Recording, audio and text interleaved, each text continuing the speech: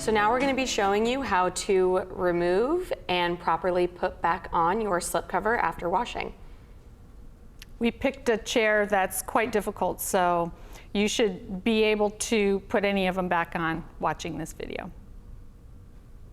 So we're going to start by removing the mannequin slip. We always like to start at the front and peel it off.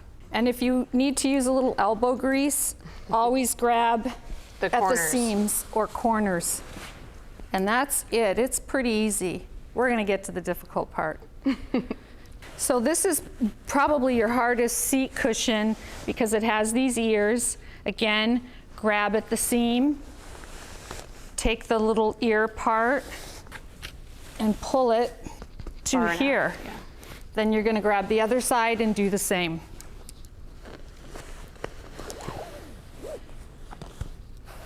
Wrong hand. Sometimes it's a two-man job. This is true. Get a friend, get a neighbor. Your kids. Again, this is going to be the hardest part. Wait till you see us try and get it back on. Then again, holding on to your seams, you can just pull it off. That one snuck back up there a little bit.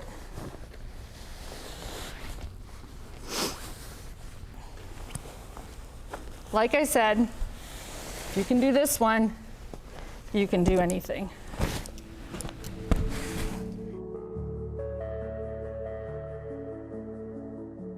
Okay, so we are taking our slipcover out of the dryer.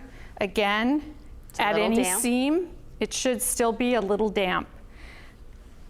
We always like to put the slipcover back on in the opposite direction that we took it off.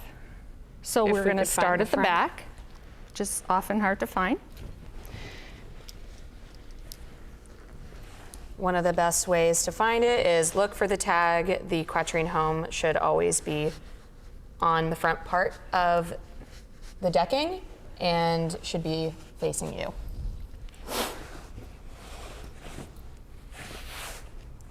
Okay, so we're going to get the back pretty much on snug. You know what, let's turn this around so they can see. You're going to follow the seam of the piece underneath. So this seam is going to run right along the seam of the chair. And that's a great guide for knowing that you've got it on correctly. Then you're going to go put your arms on. This is, again, an area that is probably the most difficult for clients. The seam, right along the seam of the chair. Don't worry about all this. Just ignore it for now. Go around the outside edges of your piece and get it perfect that way. Again, concentrate that your hem is where it's supposed to be. Straighten this out. Right to the floor is where it should be. Come around. Again, make sure you're on the edge. What can happen is this. And people will call and say their slipcover's too big. It's all in the tucking. Really is an art which you will perfect with time. And now you're ready to tuck the inside so that it stays in place. So that everything fits nice and snug. What we actually like to use is a wooden spoon. You will actually be getting them in your orders if you've ordered a new piece. But most people have a wooden spoon laying at home. You can use that as well. Okay, here we go. So I always like to start from the top and work my way down. Again, these pieces are specifically made for slipcovers. So you can see they've got a nice deep pocket in here for the fabric to sit into. And there's a lot of fabric to go in to keep it in place. So there's a method to all our madness. So double check the front, nice and even, and then let's do the front arm. So I've already done my side because Yes, I'm you an have. overachiever. Well, and you're a perfectionist as well. Good to have you on board. Yeah, well, perfect is perfect, so. So now that we have tucked our arms, we have all of this leftover fabric, and that's what we're going to tuck into the back corners and back of the piece. I like this part. It's rewarding. It's satisfying, It for is. sure. So you can't see it as much, but there are significant grooves underneath the arm and back where you can slide all of that fabric into, and then every once in a while you'll get this little pucker. What you can do is just pull it to the side and push it into the arm and then underneath. Good job, Nina. I know, my side's really good. It's better than mine. I know. And I've been doing it longer. Huh.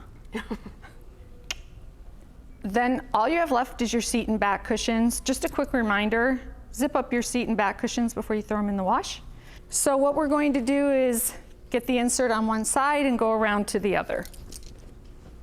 This takes a little bit of elbow grease, but you can do it. So get this right on the edge. Again, always using the welt as your guide.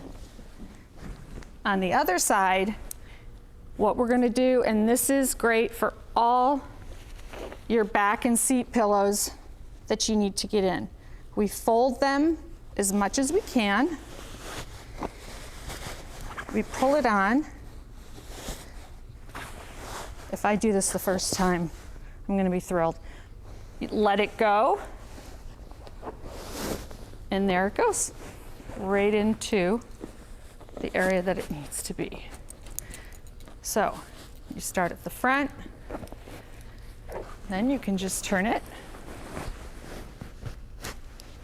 and pull it to the end. So it's a nice trick.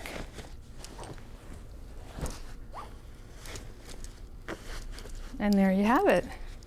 Zip it up. It's ready to get spilt on again.